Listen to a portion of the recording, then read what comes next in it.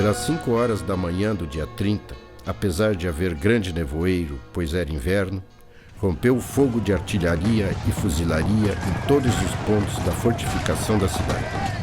Os mais acometidos foram os flancos norte e sul, que ficavam na beira do rio. Durante todo o tempo do combate, estiveram eles deitando fogo das embarcações contra a cidade.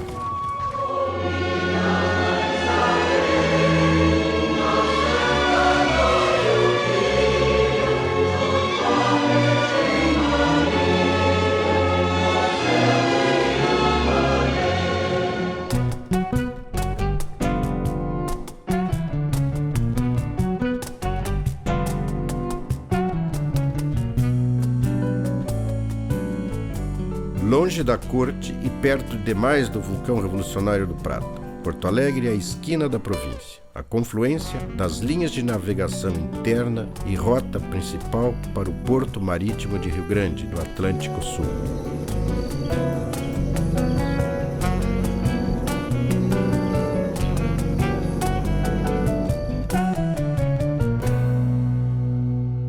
Havia muita comunicação direta com a França. Rio Grande, direto de navio, 1 mês eles estavam lá em Portugal. Então eles iam para fazer compra, para tratamento de saúde, para visita. Um brigue cargueiro que fazia a linha entre Boston e a Nova Inglaterra, nos Estados Unidos, e o Rio Grande do Sul. Daqui levava charque, sebo, couro, crinas, etc., chifres, e de lá trazia farinha e ferramentas. Os comerciantes mais fortes eram os portugueses. Lá pelas tantas, quando os farrapos dominavam a Assembleia, aprovaram uma lei obrigando a contratar brasileiros, no caso, né? Uma espécie de proteção ao trabalho dos brasileiros. Já sentiam isso, a presença do português ainda era muito forte. A população de Porto Alegre ela era aproximadamente de 12 mil pessoas, né, e chegava em determinados momentos a 15 mil pessoas, porque era uma cidade em que tinha muito visitante, tinha muito comerciante, tinha passagem de tropas, né, tinham muitas pessoas que não eram da cidade, né, que não eram daqui, né, ainda havia muitos portugueses, né, haviam muitos castilhanos exilados dos conflitos locais, pessoas vindas de outras províncias, né? Então, Porto Alegre, nesse sentido, a gente poderia dizer que ela era uma cidade bastante cosmopolita, né? Onde a gente tinha um pouco de tudo. Música, dança e teatro, mesmo em tempos de guerra. A festa do Divino, que era uma grande diversão popular, né? Se estendia por várias semanas. Para os jovens se conhecerem, havia brincadeiras, adivinhações, charadas, declamações de verso, os versos geralmente em francês. As moças também cantavam, tocavam bandolim. E, claro, que havia também uma outra diversão, mas aí não era de família. Aí os rapazes que tinham as tavernas, onde havia jogo de bilhar, cartas, a prostituição. A zona urbana de Porto Alegre é protegida por uma linha de trincheiras equipadas com dezenas de canhões. O impacto maior do ataque republicano se concentrou sobre a trincheira número 13, no limite do centro histórico, onde a atual Avenida Farrapos encontra a Rua Voluntários da Pátria. Dali, o entrincheiramento seguia pela Rua Pinto Bandeira. Envolvia a Santa Casa até a Praça Conde de Porto Alegre, local do portão principal da cidade. Continuava pelas avenidas João Pessoa e República, cruzava Lima e Silva, próximo à antiga Olaria, e terminava junto à Avenida Praia de Belas. Não existem hoje sequer vestígios desse entrincheiramento, construído meio século antes para defender a cidade dos exércitos espanhóis que invadiam a província. E não era apenas uma paliçada de tronco, aí isso aqui teria efeito. Era tronco e terra atrás do tronco e tronco de novo. Então era uma barragem, era um dique. A Revolução Farroupilha começa em 20 de setembro de 1835. O governador é deposto e o Partido Republicano assume o poder.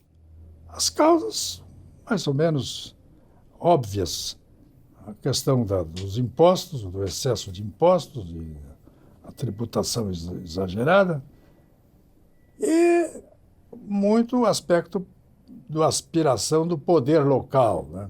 Então, nesse período, fica governando a província Marciano Pereira Ribeiro, que é médico e é chefe do Partido Farroupilha. Então, eles entram de manhã e eles vão direto à Câmara Municipal. E um grupo vai para o Cais do Porto. Lá no Porto tem 2 embarcações com armas que foram encomendadas na Europa. Portanto, vejo que a Revolução ela é planejada com muita antecedência. Não foi assim um grito de desespero de coisa. Ela vem sendo planejada desde 1828.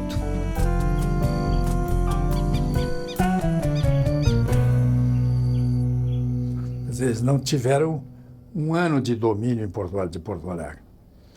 Em 15 de junho de 1936, os presos, que eram numerosos, entre eles o conde de Porto Alegre, por exemplo, que não era conde ainda, nem barão, né? Era o Manuel Marques de Souza, e outros oficiais, etc. e tal, se rebelam, tomam conta da cidade, né?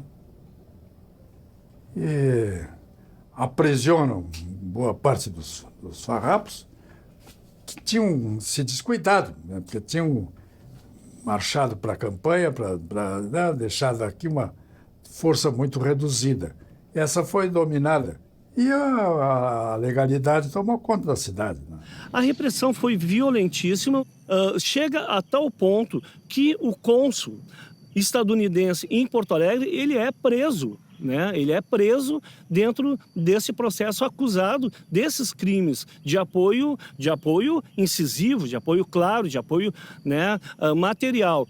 Os farroupilhas se reuniam na casa do João Manuel de Lima e Silva e na casa do cônsul americano. O cônsul dos Estados Unidos, ele era um dono da principal empresa de navegação estadunidense que atuava no Rio Grande do Sul. O vice-cônsul,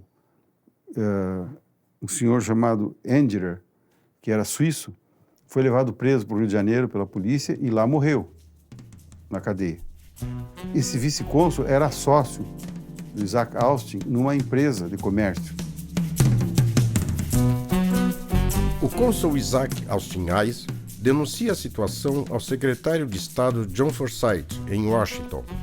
Uma contra-revolução ocorre em Porto Alegre, desde a qual tem havido cenas de derramamento de sangue e atrocidades. Os assassinatos estão se tornando frequentes. Nós estamos no topo do Morro da Fortaleza, um ponto muito estratégico para os farroupilhas. Daqui, eles tinham uma visão geral de todo o Guaíba e a entrada do mesmo, que deságua na Lagoa dos Patos. Este ponto aqui, muito importante, porque os farroupilhas tinham uma bateria de canhão em frente à ilha e outra na ilha, que impediu a entrada dos barcos imperiais a chegarem a Porto Alegre. Então eles mantinham o cerco da cidade de Porto Alegre com essas baterias de canhões. Decidido a romper com o bloqueio naval republicano, o Império lança sob Itapuã uma frota da Marinha de Guerra, 6 canhoneiras e 3 embarcações.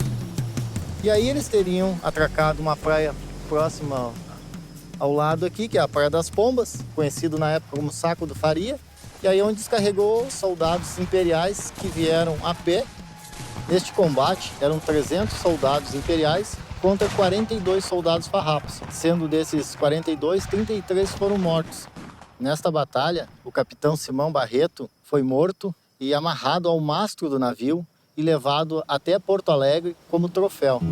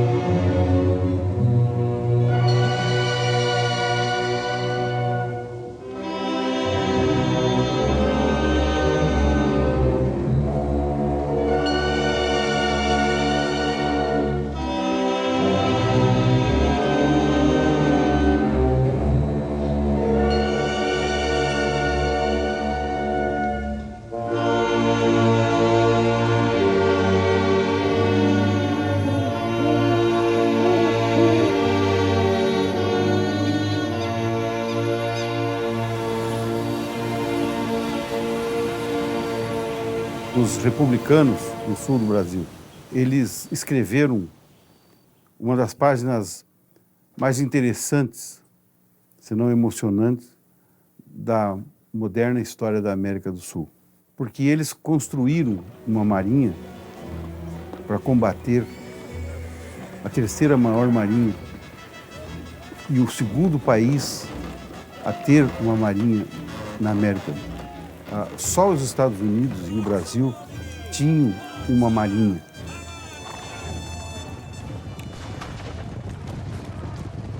O cerco a Porto Alegre ainda está no início, quando um acontecimento muda o rumo e o sentido da Revolução.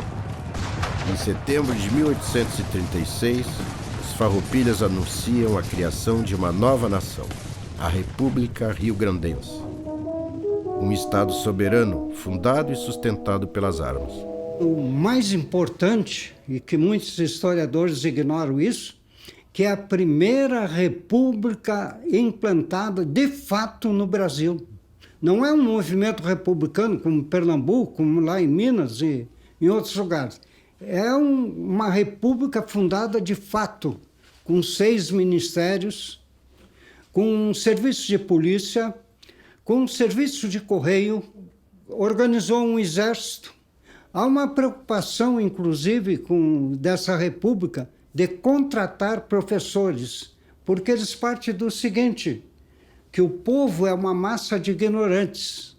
E para eles serem cidadãos atuantes, eles precisam ter cultura, precisam de ensino.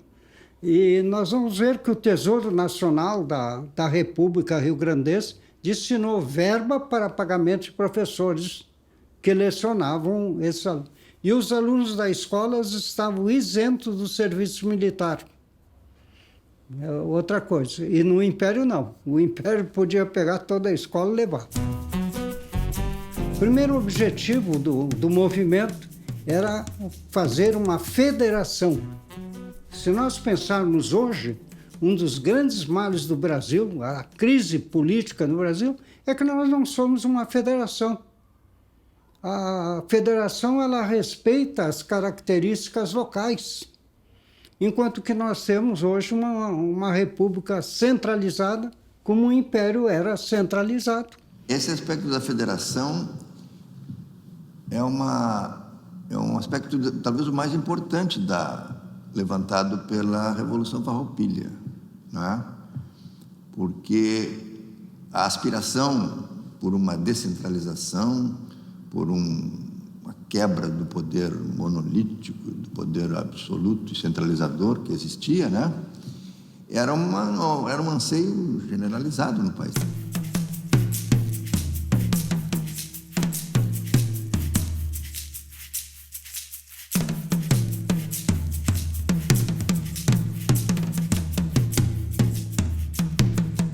Os jornais criavam o clima da guerra, nos meios urbanos. Esses jornais tinham uma influência muito grande nas disputas políticas e nas disputas militares, e isso é inequívoco.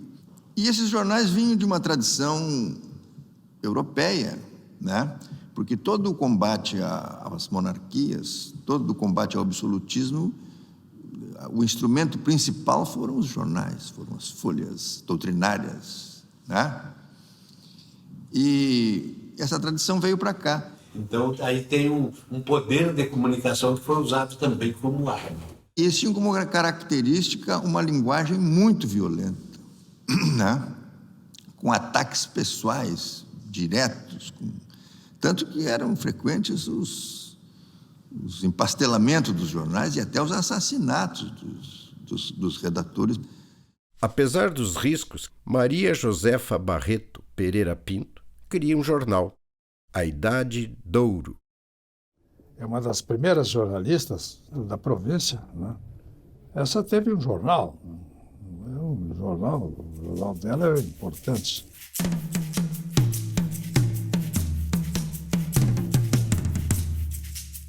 O Antônio José Monteiro, o prosódia, ele foi morto num confronto das forças legalistas com as forças farroupilhas que vinham invadindo Porto Alegre, vindas de Viamão, e o encontro deu mais ou menos onde era a ponte de Azênia, e ali ele morreu e foi sepultado na Várzea, que era como se chamava a redenção na época. Mas na Revolução Farroupilha morreram 6 jornalistas, das duas facções, diga-se de passagem, não é?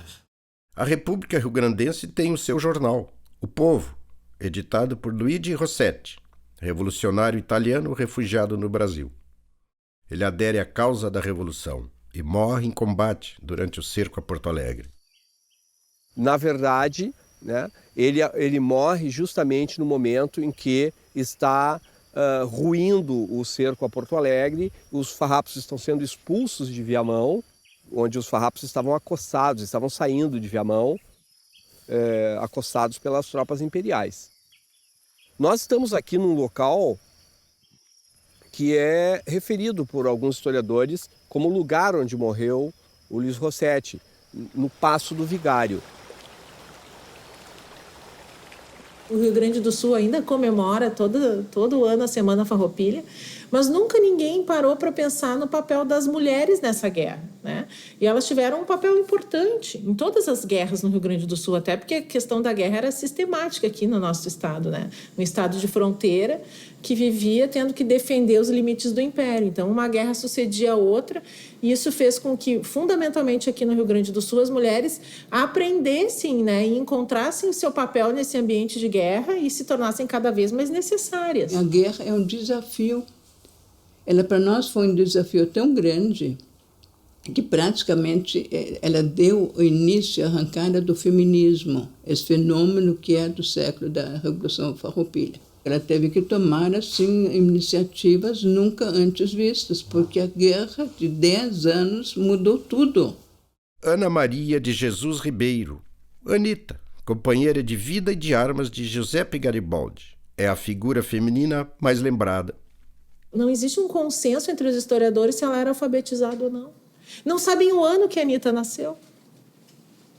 Supõe-se que foi em 1821, mas ninguém tem certeza.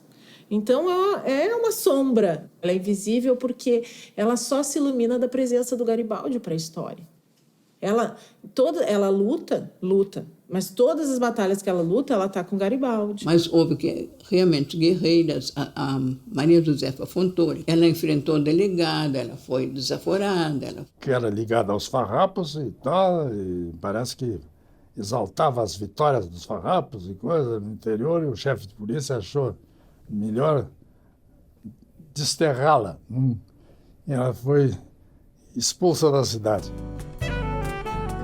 No segundo ano da Guerra Civil, a professora e escritora Nísia Floresta Brasileira Augusta, uma pioneira na defesa dos direitos da mulher, deixa a cidade.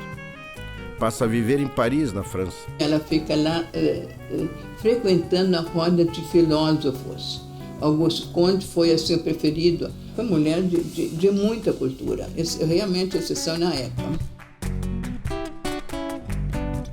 Esses farrapos que foram expulsos em junho de 1936, as mulheres deles formaram uma espécie de, vamos dizer assim, entre aspas, de partido contra o Império, em que elas contrabandeavam através dos muros, elas diziam que tinham que ir numa chácara, buscar tal coisa. Na realidade, elas estavam trabalhando como espiãs, levando informações. Algumas delas foram presas, então, sabe, também tentaram levar contrabando de armas numa canoa. Isabel Inácia de Jesus prefere explodir o barco em que estava a entregar armamento e munição aos inimigos imperiais. O primeiro romance histórico da literatura brasileira, A Divina Pastora, de 1847, tem o cerco a Porto Alegre e a Guerra Civil como cenários. Um aspecto que muito pouco, nada se fala, é na grande destruição. Porto Alegre, Pelotas e Rio Grande foram cidades assim arrasadas. Olha, foi uma estratégia farroupilha muito inteligente. Confinar o poder Porto Alegre cercado por terra e por água. Houve desabastecimento, escassez de carne, de charque. Carne, os legais se obrigavam a fazer incursões armadas às fazendas da vizinhança para trazer gado e carne para a cidade. Há muita doença, principalmente a mortalidade infantil, e havia epidemias com o tipo.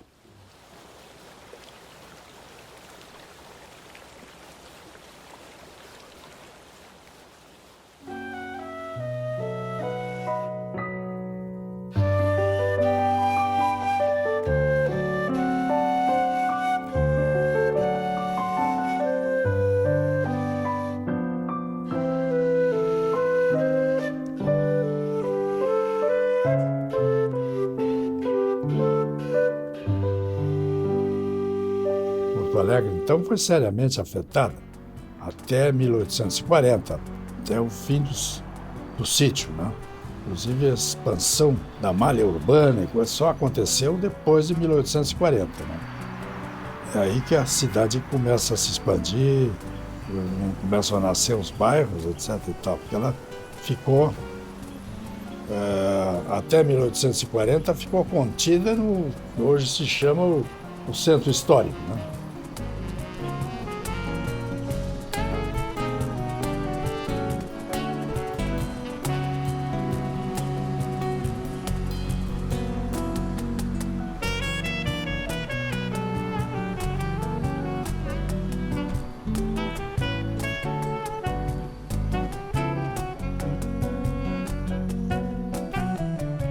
O contexto daquele período é um contexto das pós-guerras napoleônicas, em que toda a conjuntura internacional mudou, as nações estavam se readaptando, né, a esse processo. E o Brasil estava tentando decidir o que queria, qual é que seria o seu futuro. Então, aqui o Rio Grande do Sul se tornou um ponto, né, nevrálgico dessa situação toda.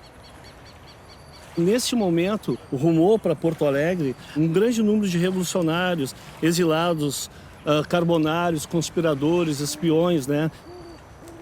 Era costume da época, todo mundo, de se usar os soldados da fortuna, o mercenário. Isso não é exclusividade aqui. O Império do Brasil, inclusive, utilizou argentinos, uruguaios para lutar contra os farrapos, fazendo parte do exército imperial. Os farroupilhas também utilizaram uruguaios, argentinos, fazendo parte do exército farroupilha. En general, la mayor parte del armamento farroupilha fue arma blanca. ¿Qué quiere decir arma blanca? Que no eran armas de fuego. Por ejemplo, este modelo de lanza, la punta de esta lanza pertenece a una bayoneta de un fusil Brown Best inglés, primer modelo. El herrero de Farroupilha, le hizo una media luna, un cabo, y la convirtió en una gran lanza realmente peligrosa, que en manos de los soldados farroupilhas y de los lanceros negros, esos famosos lanceros negros tan valientes, se convertía en un arma terrible.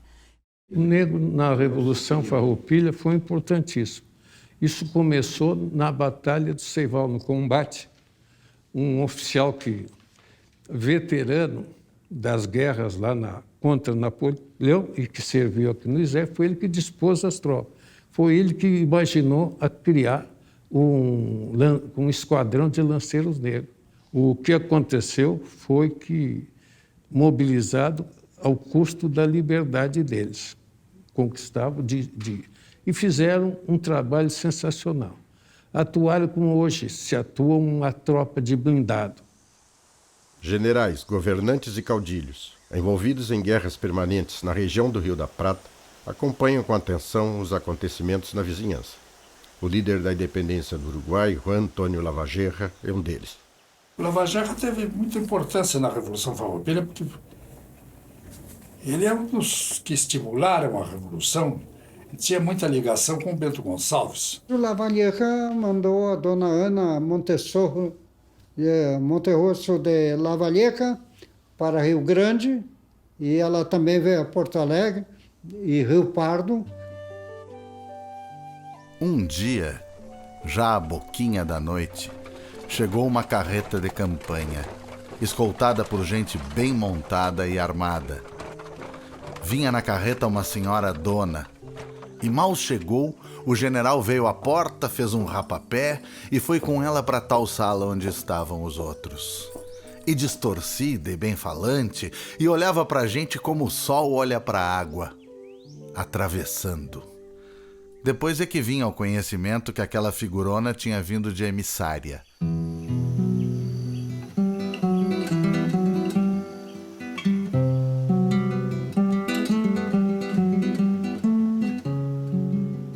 Era o século dos revolucionários e dos republicanos.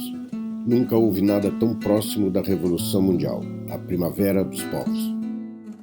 A ideia de república está fervendo em todo o mundo, porque a ideia do rei, do imperador que foi escolhido por Deus, ela está morta.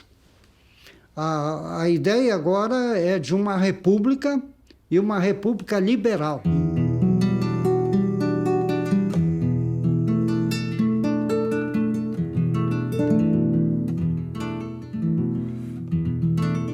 Durante o período da Revolução Farroupilha ocorreram mais ou menos uma meia dúzia de revoltas, rebeliões republicanas ou separatistas no Brasil, não é? E os movimentos todos que precederam isso aí foram sufocados pelo Império.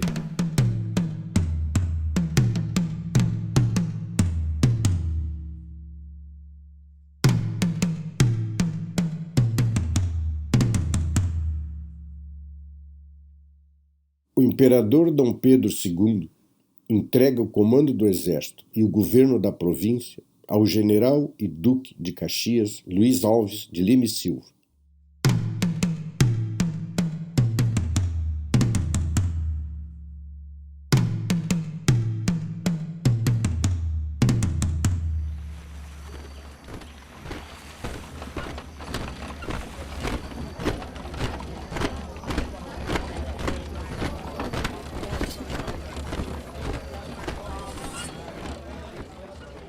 A característica maior do Farroupilha era a guerrilha, que é a estratégia do fraco contra o forte.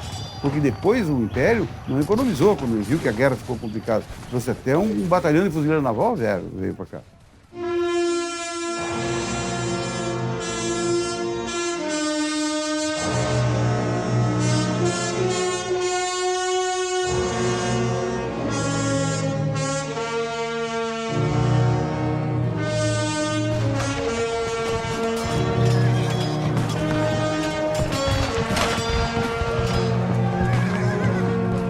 Essas mudanças que ele pretendia ia contra as classes produtoras, as classes dominantes que formavam Rio-São Paulo, atingindo principalmente a economia cafeicultora, que era a principal do Brasil na época de exportação de café, algodão do Nordeste.